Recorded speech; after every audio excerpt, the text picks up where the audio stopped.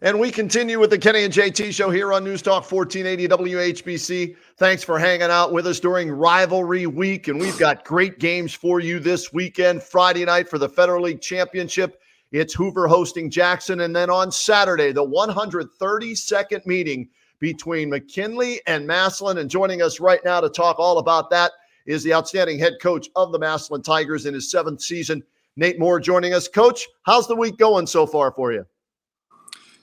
It's going well. It's Wednesday, so we're deep into our preparation in the 132nd meeting of Massillon and McKinley. For you, Coach, when you came into Massillon in your first year, you heard about the rivalry, right? But everybody that I had ever talked to said you don't really understand it until you either play in it or coach in it. Looking back on it now after 6 meetings for you, you're 5-1, impressive record there. What didn't you know about it then that you know about it now? Well, I think unless you've gone through it, I don't think there's anything that you can do to really describe it to anybody. I mean, for perspective, I would say that I've had the opportunity to coach in 4 state finals games. And the pressure, the intensity of our Week 10 game is far and above all of those games. It's not even close. From what perspective, Coach? Because that blows my mind. This is a regular season game, right? You have all the playoffs that are in front of you. And like you said, you've won a state championship. You've coached in 4. So what is it about this rivalry that ratchets it up even another level than a state title game? Well, I mean, I think it's probably, it starts with how important it is to the entire community, how important it is to the Massillon community. But I think that alone wouldn't be enough. You have to add in how important it is to the Canton community and the city of Canton as well, and our proximity and the history. And so, I mean, you put all those factors together, and this is a game that it more than you have to win it. You cannot lose this game. You can't lose this game. All right. So what's the best thing about this rivalry, being a part of it? What's the worst thing about being a part of it? The best part, I mean, there's nothing sweeter than winning. I mean, that's for sure. And there's nothing worse than losing. I mean, you're talking about a year of misery. So those would have to be the answer. What about the build up to it and everything that you have to do? We had you do an interview for our TV game side of things. You're doing an interview with me here on Facebook Live, and it's going to air on WHBC radio and that. So what's this week like media-wise compared to other weeks, including the state finals game, if you will? Media-wise, I mean, it's a lot more media obligations and really across the board. I mean, there's a lot more obligations for our seniors, and the captains do almost everything that I do, right? Not everything, but almost everything. So there's a lot, and there's a big danger in listening to everybody tell you how good you are and those types of things, and getting caught up in the fanfare and the celebration of the week, and there's a real danger in that. At the same time, I think it's important that you not only go through it, but you embrace it, because that you also have to have a sense of how important it is, right? I mean, you can't skip all those things, and so it's definitely a balance. Probably the biggest thing there is you can't lose sight of who you are and what are the things that got you here to where you are. And I think if you keep those things in the front of everything that you do, then you can go through the week and be where your feet are and enjoy the moment and enjoy the parade. And The beat McKinley breakfast we had this morning, and all the media attention, but you definitely cannot lose sight of the things that got you here to week 10. Nate Moore is our guest here on the Kenny and JT Show, head coach at Massillon. They're getting ready for the big game Saturday, 2 o'clock right here on WHBC to take on the McKinley Bulldogs.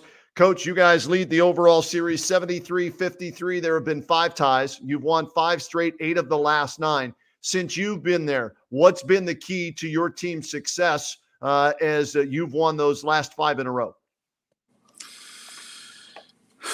Man, every game's really a story in and of itself. I don't know, like if you were to try to, paint those games with a broad brush, it would be just go out and play hard.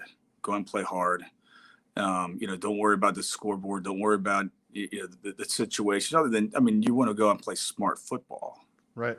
But don't let any one play define you or define the game. Just go out and keep swinging. And in a game like this, the best team doesn't always win.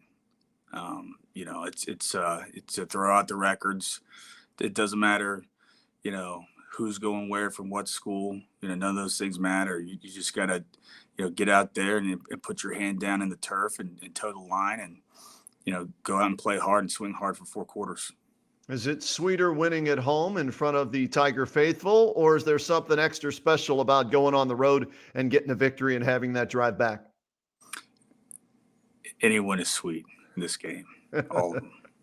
All right, fair enough. Let's talk about your team then. They're 7-2, only 2 losses to Division I schools. As of late, you guys have been playing outstanding football, only 50 points given up in the last 4 games. You pitched a shutout last week. What's the difference from your team from weeks 1 and 2 when you were 1-1 to where you are now at 7-2 going into this game?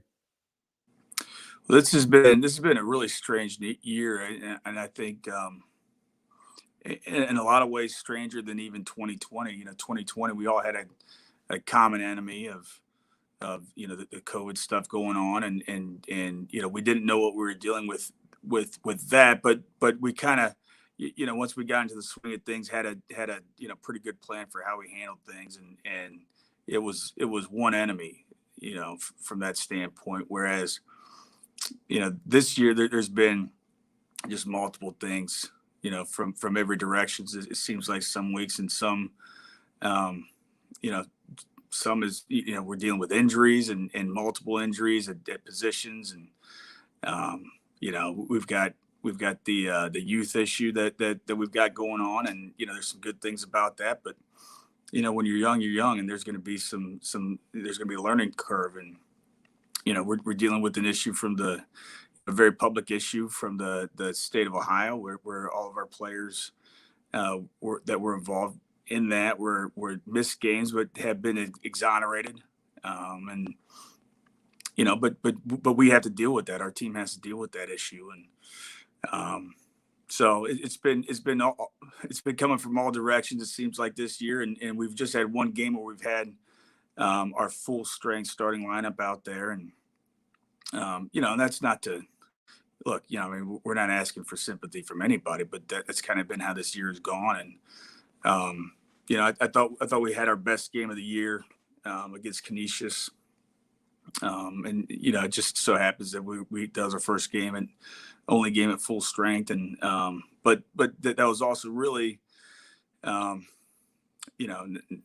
offense to any of the teams that we played, but probably the first real quality win that we've had. But I'll say this, like, our coaching staff, we love this football team. That they've of all the adversity that we've gone through over the course of the year, the one thing that's been consistent really since January 1st is that this group of kids absolutely work hard.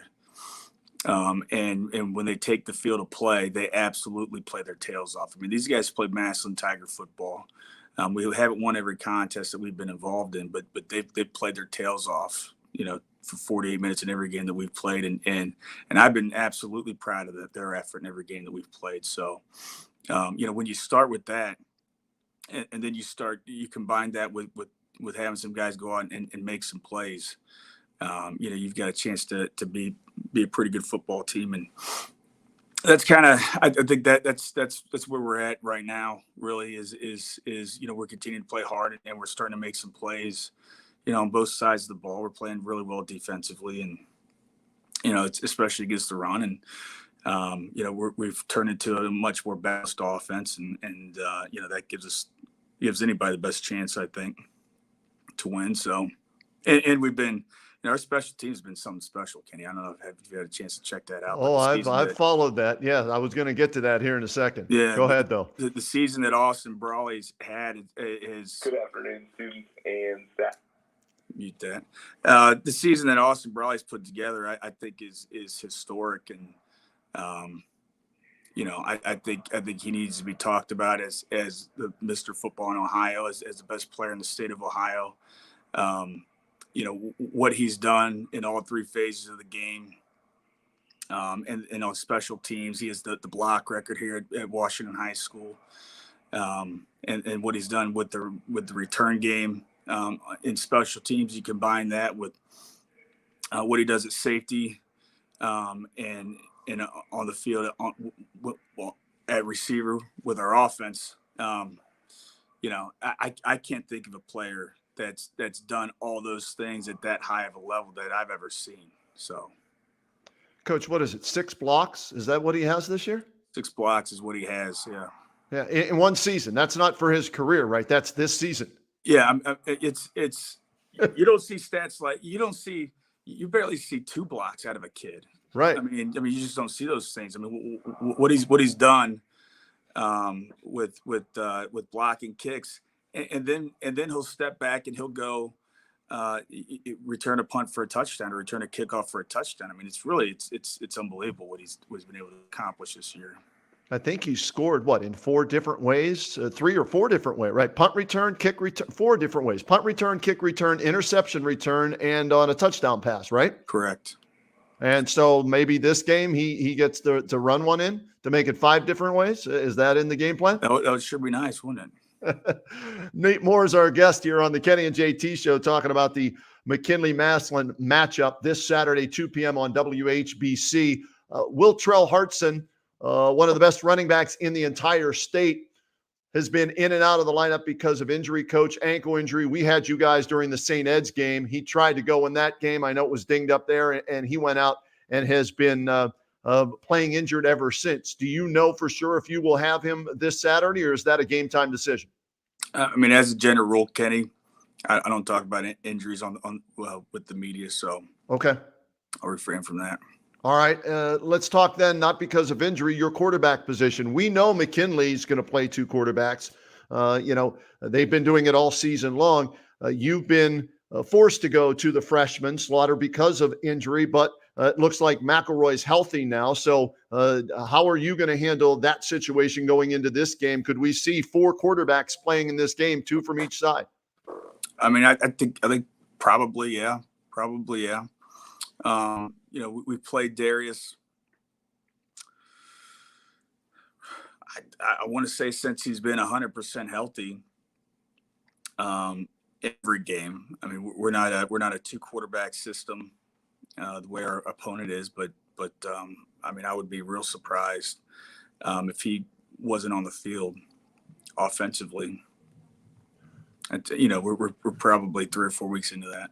Okay. All right. So give me the differences between the 2. What does Darius bring? What does Jalen as a freshman bring? And let me just interject real quick, and then you can go, Coach. I was thoroughly impressed with him against St. Ed's. When he came in, he made some mistakes, but it's like it didn't bother him. I don't know if you watch Ted Lasso. He talks about the goldfish mentality. 10 seconds, you forget about it and go on to the next play. That kid went right back out there and was slinging the ball in that game against St. Ed. So I was impressed with him. So what's the difference between the 2 that you see? Well, I mean, the things that Jalen brings to the table. The biggest thing for us is seeing the field and making plays down the field with his arm. The pre and post snap reads. I mean, he does that very well. And he's made plays, avoiding the rush, and delivering the ball downfield. Some really big throws for us. So, he's done that very well. And, Darius's biggest strength is he's 220 pounds, and he's a really good runner. He has the vision of a running back. I mean, he's carried the ball really well for us. And then, he does some good things in the passing game as well. He reads our, I don't know if reads,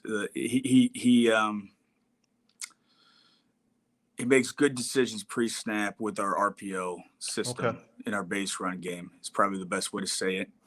And has a good arm. I mean, it's not that he can't make throws either. Whereas I think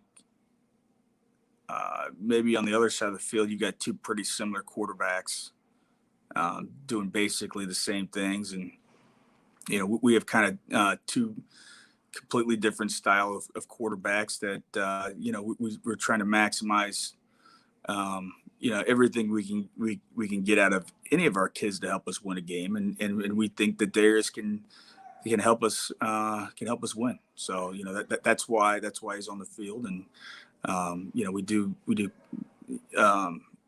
sometimes the same stuff, but right.